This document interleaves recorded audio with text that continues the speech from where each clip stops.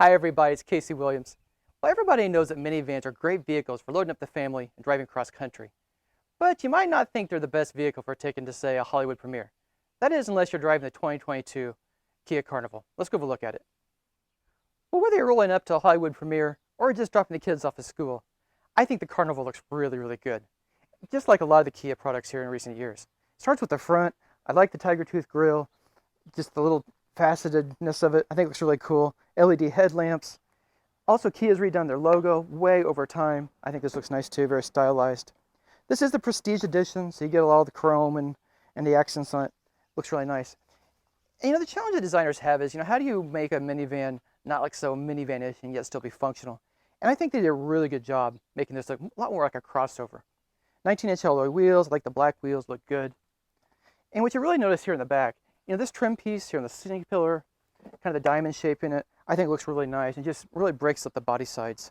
Of course, it's a minivan. Power sliding doors.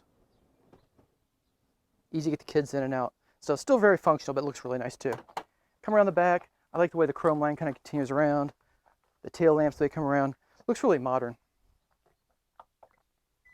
Power hatch.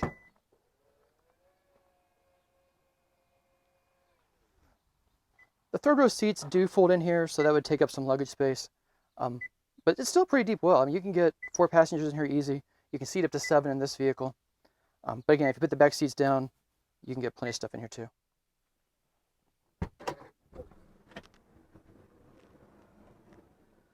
Well, this is the VIP lounge in the back of the Carnival.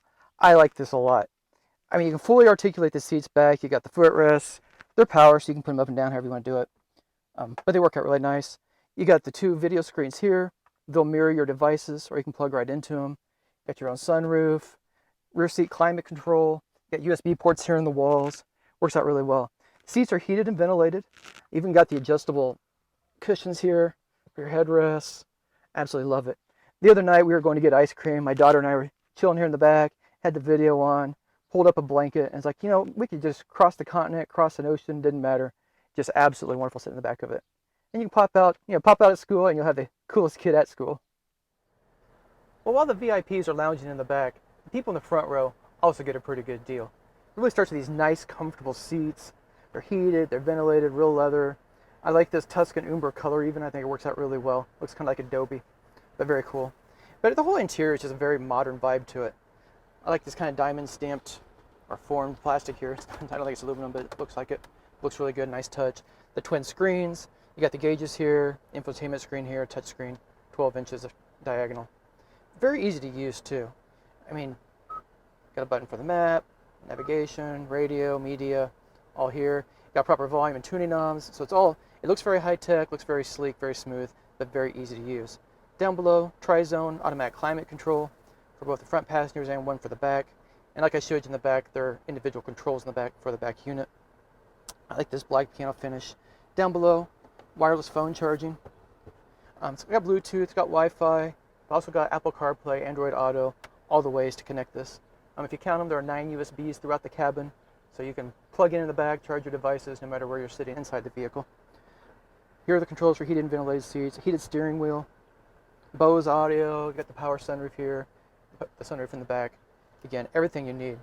A lot of safety gear, as you might expect on this. Of course, you got the adaptive cruise control, forward collision alert with auto brake, lane keep assist, rear cross path detection, blind spot warning. It's even got blind spot cameras. They come here, take out the gauges. There's one here if I'm going right. So you can see what's down the side of the vehicle. That works out really, really. It's got a couple other systems on it I think are really neat too. Of course, it has the passenger detection system in the back seat, so you don't leave your kids back there. It's got a system called Safe Exit Assist. So the blind spot system will detect if there's traffic coming up beside you as you're starting to get out, and it will lock the door to prevent you from getting into that traffic. I think that's really nice. And this also has a lane centering system. So, I was on the highway, drove the car a couple hours, and you can set the adaptive cruise, so it'll keep a safe distance from the car in front of you. You can set the lane keep assist, so it's looking at the guidelines, and you can press the steering button. And it will actually keep you between the lanes. It will steer around corners. You have to keep a hand on the wheel to be safe. But the vehicle basically will drive itself. You have to change lanes, and that's just about it. It'll slow down, it'll start and stop, and do everything it needs to do. But when you're on the highway, long drive, this really takes a lot of the mental fatigue away from the driver. Well, the Carnival goes down the road pretty well too. The basic architecture is shared with the K5 midsize sedan and the Sorrento midsize crossover. So you got four-wheel independent suspension, tight steering. It's got a drive mode selector, so you can tighten up the steering a little more, also sharpen the throttle response.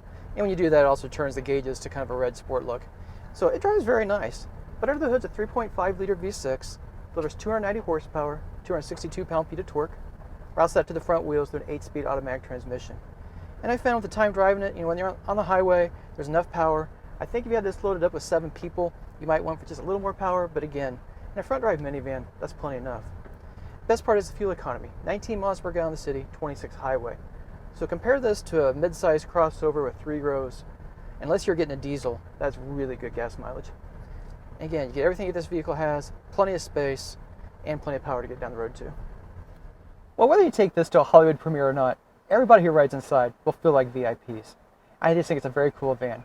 And given that, the price seems really reasonable. So the Carnival starts just over $32,000. This one, including the special seats, $47,770. Well, next week we'll have another fun car. Till then, storm forward.